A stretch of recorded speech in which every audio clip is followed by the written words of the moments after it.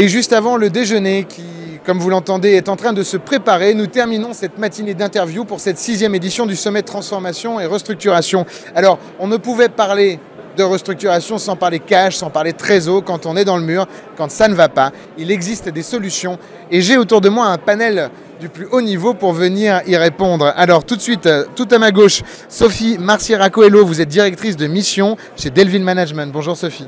Bonjour. Merci d'être avec nous. Vous faites partie d'un des cabinets de management de transition en vue sur la place et qui notamment intervient dans les thématiques du restructuring. Merci Sophie d'être avec nous. Merci. Juste à ma gauche, Sophie Moreau-Garenne, bonjour. Bonjour. Vous êtes founder et managing partner, donc vous avez fondé SOMG. Vous êtes présente sur la thématique financière dans le restructuring, les IBR, le conseil financier. Vous aurez, vous, votre prisme financier. Merci infiniment, et notamment dans la construction des plans de trésor, les IBR et ainsi de suite. À ma droite, Marie-Laure Tuffal-Guidet. Bonjour Marie-Laure. Bonjour.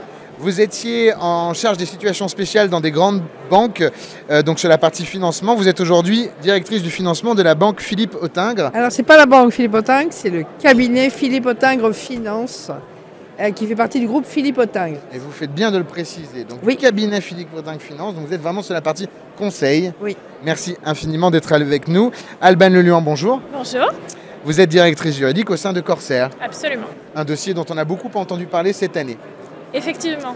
Donc, les situations spéciales avec maintenant l'aspect conseil, la direction juridique d'une grosse boîte qui a fait partie du marché cette année, la partie finance, la partie people, on devrait pouvoir y voir un peu plus clair sur ce segment trésorerie, gérer l'urgence et évidemment penser l'avenir. Alors, peut-être tout simplement, de quoi vous avez parlé pendant une heure?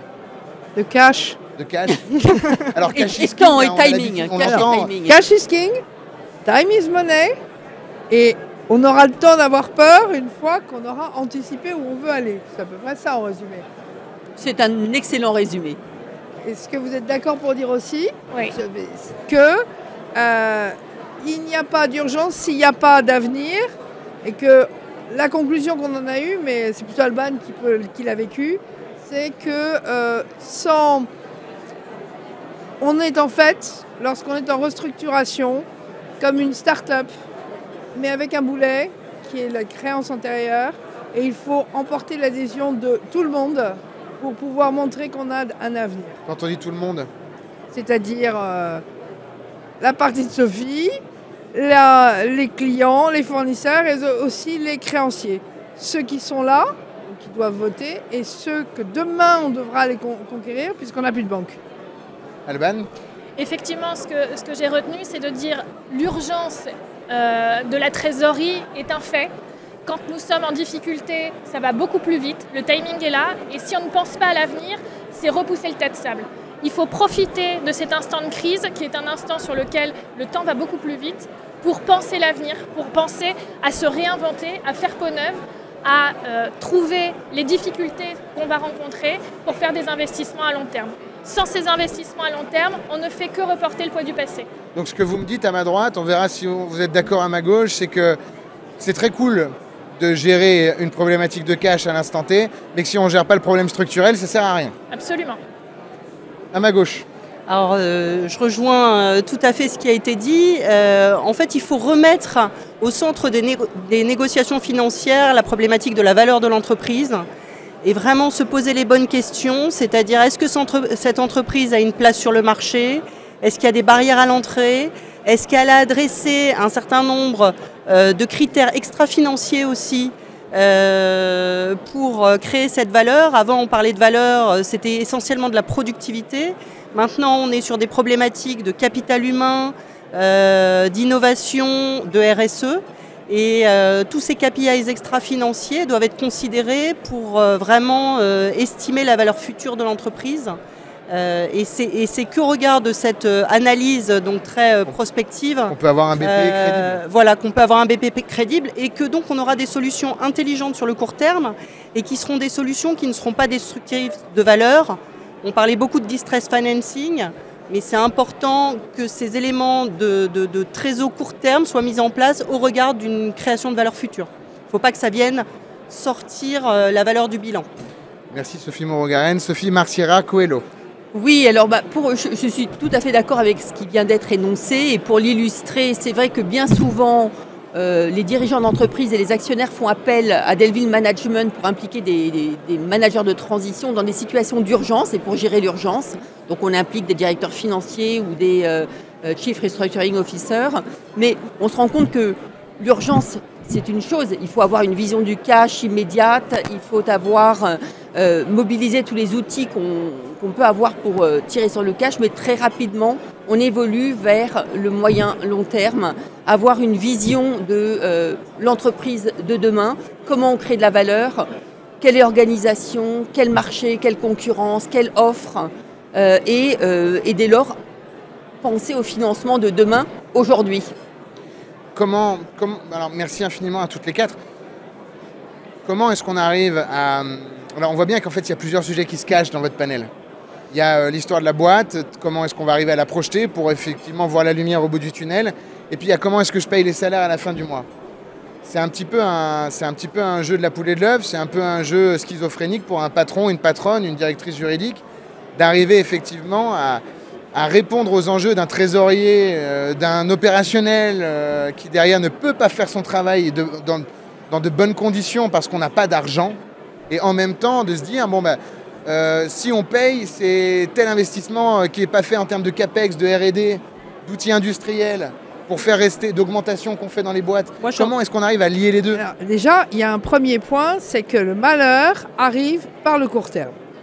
Ce n'est pas les financements structurés tels qu'on les voit, parce qu'eux, ils vont demander des waivers ou autres. C'est vraiment le banquier ou le factor ou l'assureur crédit, celui qui est dans le cœur du réacteur et qui voit qu'il y a une perte de valeur effective.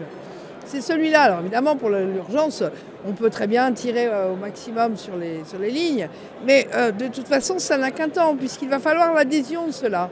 Pour pouvoir continuer et pour pouvoir avoir l'adhésion, il faut avoir une trésorerie de guerre à anticiper sur les calculs de Sophie, avec une stratégie arrêtée avec le management et avec le manager de transition qui va calmer les foules pour pouvoir regarder, mais en prenant des contraintes que les autres ont aussi. Et ces contraintes-là, elles sont encore plus difficiles à chiffrer parce que c'est ce qu'on disait tout à l'heure.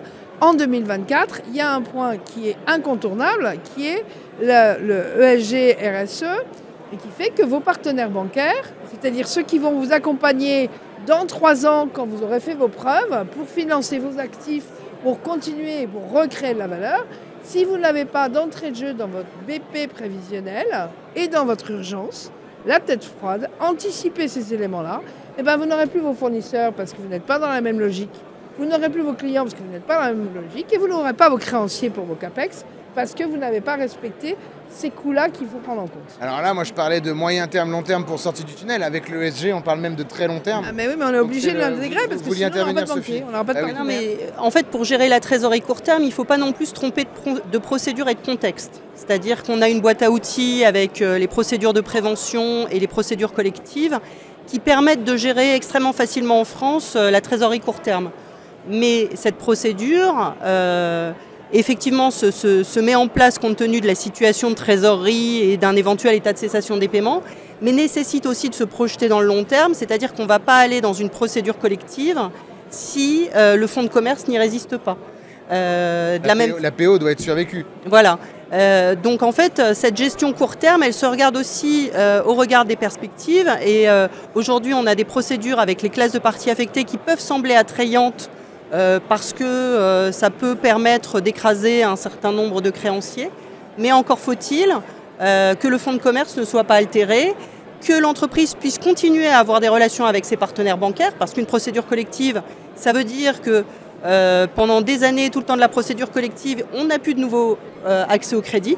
Donc encore une fois, cette réflexion du court terme doit se regarder au regard de là où on veut aller, de ce qu'on veut faire. Après, si l'entreprise veut céder, dans le cadre d'une cession, c'est aussi des choses qui doivent être analysées. En fait, il nous faut de l'essence, et c'est ce qu'on explique toujours, nous, chez Philippe Otteng Finance, c'est qu'on va consolider les fonds propres, on va aller chercher du fonds de roulement, et pour pouvoir le faire, il faut d'abord avoir de quoi tenir pendant les 13-14 semaines minimum, donc Sophie va arriver et on va bien vérifier ça, parce qu'il faut quand même qu'on emporte l'adhésion des partenaires, hein. Sinon on n'y arrivera pas. Merci beaucoup, merci beaucoup. Alban, est-ce qu'on peut faire un point rapidement sur Corsair ? Donc, pour ceux qui nous regardent et qui ne sont pas forcément dans le restructuring, donc c'est un dossier donc, qu'on a beaucoup vu dans les médias, qu'on a beaucoup suivi, nous, chez Décideur Corporate Finance et sur For Change. Là, on en est où du dossier? Et vous pouvez peut-être revenir sur la fin de la procédure. Alors, d'une part, pour Corsair, la difficulté majeure en 2020 était que Corsair était une société qui n'était pas endettée. Ce qui veut dire que quand on a eu un besoin de financement pour pouvoir avoir un BFR de telle sorte à supporter les charges fixes, on a eu des difficultés. Oui, puisque, vous partiez de zéro, il fallait tout faire. On partait de zéro, on avait donc BFR négatif, nous n'avions pas de vente de billets, nous avions des charges très importantes, que ce soit la masse salariale, le modèle industriel, les avions, la maintenance, puisque Corsair assure sa propre maintenance. Et on avait une réglementation européenne qui nous poussait, qui nous imposait, bien qu'on ait tenté d'avoir une discussion avec la Commission européenne, de rembourser les billets. Ce qui voulait dire qu'on se retrouvait dans une situation de trésorerie absolument catastrophique. On a, comme tout le monde à cette époque-là, utilisé la boîte à outils de l'amiable, de telle sorte à se mettre sous la protection du tribunal, se mettre dans un cocon, de telle sorte à pouvoir générer suffisamment d'économies pour se laisser le temps de bâtir ce plan de restructuration. Et à ce moment-là, on s'est posé les questions du qu'est-ce que sera l'avenir de l'aéronautique de demain. On est arrivé à un point de rupture. On le voit, ça ne fonctionne plus tel que ça fonctionnait. On a un moyen industriel qui était le 747 sur du voyage de masse qui ne fonctionnait plus, qui n'était plus adapté, avec une consommation énergétique folle, un RSE absolument épouvantable. En B2B, c'est très très important pour pouvoir répondre à des appels d'offres. Et des accords sociaux d'entreprise extrêmement importants, puisque la société a 40 ans et que c'était une multiplicité d'accords d'entreprise qui complexifiaient les opérations. Et on a profité de cet instant pour se poser les questions. Quelles sont les problématiques environnementales, énergétiques, sociétales, pour trouver les piliers de la restructuration qu'on a ensuite mis en place. Et évidemment, c'était impératif de le mettre en place de telle sorte à entraîner avec nous nos partenaires pour être suivis. Parce que là encore, obtenir des financements, c'est bien, mais il faut les obtenir sur la base d'un BP qu'on peut dérouler. Donc on a changé le moyen industriel, on a une flotte qui, à l'issue du renouvellement, donc le dernier avion, le 9e, on le reçoit en novembre 2024. On aura une flotte beaucoup plus modulaire. On a investi dans la maintenance prédictive parce qu'un avion qui est par terre, parce qu'il est en panne, c'est extrêmement cher. Évidemment, on rembourse les billets, on a des coûts fixes. Le financement de l'avion. On a aussi, on s'est recentré sur le core business de Corsair avec ses 3 piliers anti-Afrique, océan Indien. On va là où on sait qu'on peut aller. On va retrouver nos partenaires locaux et développer une véritable coopération sociale et sociétale.